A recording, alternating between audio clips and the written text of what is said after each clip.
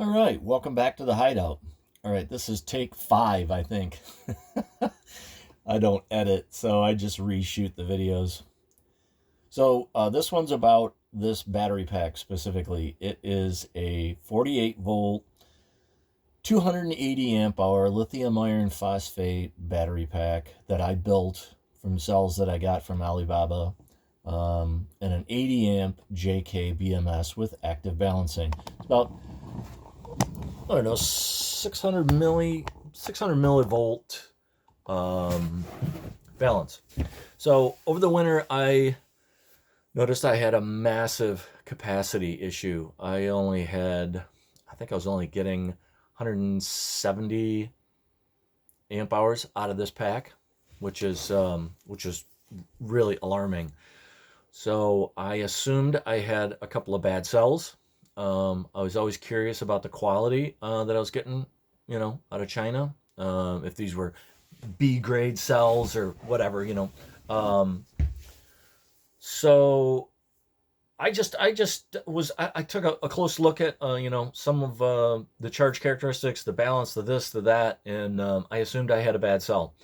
And then I made the assumption that I had two bad cells. So I ordered two replacement cells. I ordered one cell and got it, and then I thought I had another bad cell before I even disassembled the pack. Bought another cell, and then I watched Andy on Off Grid Garage, and he was one of the reasons why I bought these cells in the first place. Why I built my own pack, and I knew I was going to build my pack and build my system and slowly start building up a larger system, building larger and larger and larger. But he recently is just hammering home this premise that you have to set your active balancer at 4.5 volts, otherwise it just doesn't work properly, and you shouldn't always actively balance your cells or passively balance your cells, because the lithium iron phosphate discharge curve is so flat that it'll throw your pack out of balance. And I just couldn't wrap my head around it until I started thinking, and it just clicked, like, oh my God, maybe my pack is out of balance. I don't have bad cells. I don't have bad connections. Because I think on his battery 1.0, he had some connection issues. So, I in the past have double checked that. I replaced my BMS. I had a Dolly BMS, and I don't know. Anyways, long story short, when I went on vacation, I kind of set everything up so that it would charge slowly with the solar.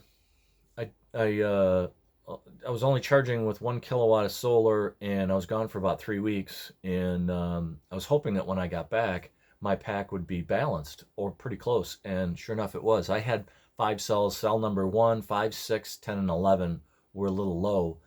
So I top balanced again, and lo and behold, my pack came back to life. Well, I don't want to say it came back to life. It came back to balance.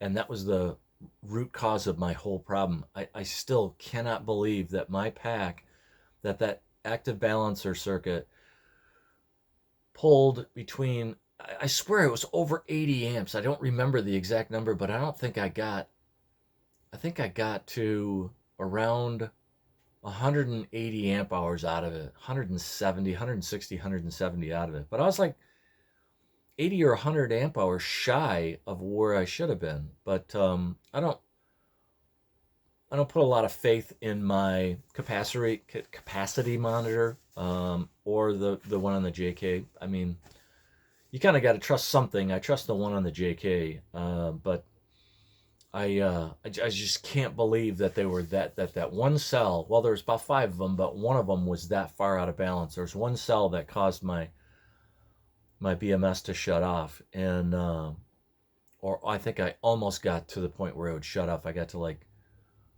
really really low, and I couldn't believe it. Like, it's just amazing. So I have reset my balance threshold voltage, so it starts balancing now. It was at 3 volts, which is way too low, and obviously now I set mine at 4.25. No, wait, take that back. It's at 3.42. Yeah, 3.425. That's where my balancing threshold starts. And we'll see what happens. But I just fully peaked everything, charged everything, balanced it, and discharged it. And so my weakest cell was 272 amp hours, and I got 200 and almost 260 amp hours. My inverter actually shut off, so I probably could have gotten to. I think my inverter shuts off at 46 volts, and it's a little too high. But yeah, I think I could have made a little bit more, and I probably could have gotten 260, which really my weakest cell is what kind of draws me back. That's that number 6 cell that I thought was bad, and that puts me at only about 4% degradation with 3 years of usage and a lot of cold winters, 3 cold winters. So plus calendar degradation, I'm pretty happy with how my pack has turned out, the health and everything. So there you go. Change your parameters, increase your battery life. All right, that's it for now. Have a good one.